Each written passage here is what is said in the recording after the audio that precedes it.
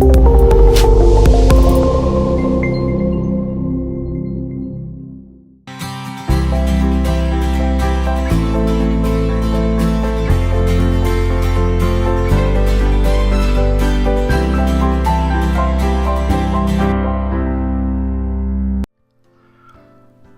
something else which is not helping you as a researcher. Is that very soon, or maybe just at the beginning, you will speak to people who have no clear background in science or engineering to really understand what you're saying. When you explain, they don't have the background to understand what you're saying. So you are on the side of the river, try to explain what you did, why it was so novel, the way that you combine things, etc. And on the other side of the river, you have people who actually don't mind too much about this, but are concerned with some aspect of your project which you have no clue, probably, or you put something in your business plan and no information. So the only thing you can do is to say, okay, my invention is protected, and secondly, all this information are in my business plan. And they will, if they are nice, they will look at your business plan, and probably chances that your business plan is not a solid and a realistic project will be high. So they will probably discard your project because they think your expectations are not realistic. Step 6. Now begins the easy part. You have a patent, you have a business plan, and you got some money from agencies or from companies. The next step is to know how you will use this money, and happily you have your business plan, and in your business plan you explain clearly what you will do with the money you get. In this business plan, probably you've noticed that you are a good scientist, a good engineer, but you're not very good at business. So one of the first things you will do will be to hire a business expert, someone with an MBA, someone with good experience.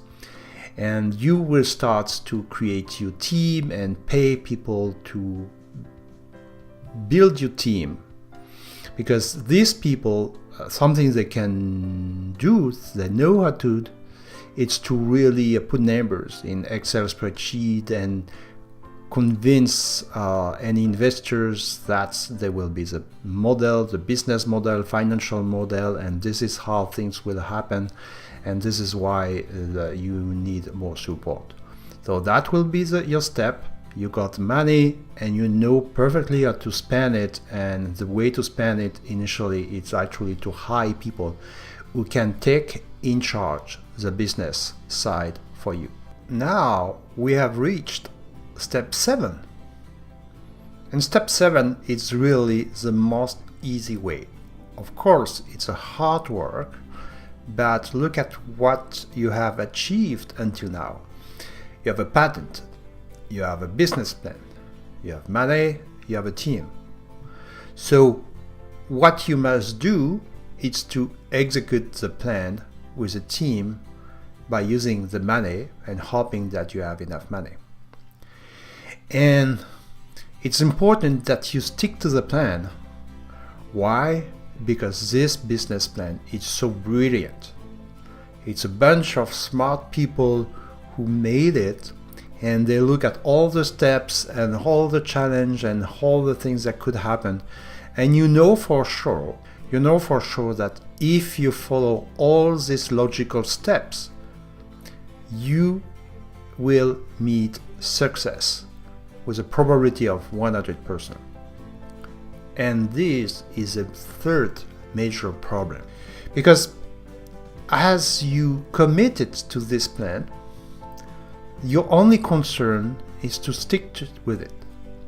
and to be sure that you reach all milestones you have defined, as any serious company would do. And what you will say the day you've reached the final milestone, you meet the team and you say, mission accomplished. And here you are at the last step of your logical path to success in innovation. And this last step, it's just to commercialize your discovery, your invention, your product, your system. You discover something. This something was new, that was your innovation. You build a project, you build a structure, you build a team, you got money to develop your solution according to your plan, and you have now your product on the shelf and ready to go and ready to be sold to people. So just go out and have some people ready to buy your solution. Congratulations. And this is the actual good question. Should you celebrate now? Have you achieved any success in developing your innovation when you follow these 8 logical steps? Do they take you to success or do they take you to failure? So before you celebrate, let's have a look at these numbers. These numbers are the results that the Fortune magazine collected in 2014, asking co-founders of startups who failed the reason for their failure.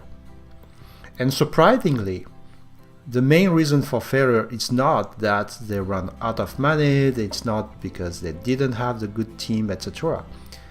It's for 40%, 42 actually, is that once they had developed their product, the solution, and went through the plan and developed everything, got the funding, created the team, etc., and started to sell, they just noticed that there was no market need. That means people didn't want to buy their product. And that's something along these 8 logical steps to develop your innovation. And the development was that we discovered an innovation and our path was to commercialize it. And something we forgot all along this path was to ask people who could potentially buy it, would you buy it? This, in other words, do you need what we are developing? And do you need what we are developing, the way we develop it, the way we design it? And this is the main reason why the 8 logical steps, as I said, each makes perfect sense and each are perfectly well known and totally logic. This is why the probability for these 8 logical steps to take you to success in innovation will be very close to 0 if you forgot from day one that the innovation is not when you commercialize or try to commercialize an invention. An innovation is when people use or buy what you have developed. So, if it's not the right way to be successful in innovation, how could you proceed? How could we do? What should we do first? That's something I invite you to watch in some other videos of this program, Innovation for Scientists. Thank you for watching.